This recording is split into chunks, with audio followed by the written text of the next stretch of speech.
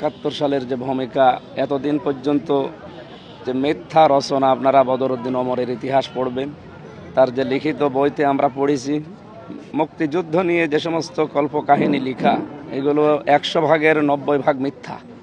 সুতরাং জামাত ইসলামী বাংলাদেশ ওই সময় যুদ্ধের বিরুদ্ধে ছিল না, তারা ছিল ভারতের বিরুদ্ধে। আমরা এইটা এখন জানছি, এতদিন আমাদেরকে এই সত্যটা জানতে দেওয়া হয়নি।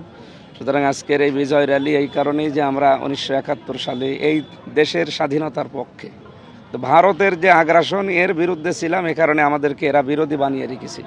এবং আগামীর বাংলাদেশ আমরা ভারতের তাবেদার মুক্ত করে এদেশকে স্বাধীনচেতা হিসাবে আমরা চলতে চাই আগামীতে। এইটাই আমাদের উদ্দেশ্য আজকের এই র্যালির। এবং আগামীতে বাংলাদেশ ঐক্যবদ্ধ থাকবে ইনশাআল্লাহ।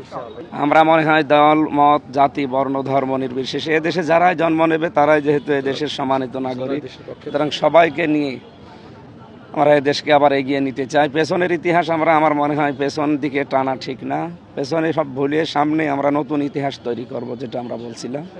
সুতরাং এখানে কোনো দল মত না থাকাই ভালো, সবাই আমরা এক বাংলাদেশি, দেশের জন্য আমরা এখন সবাই এক।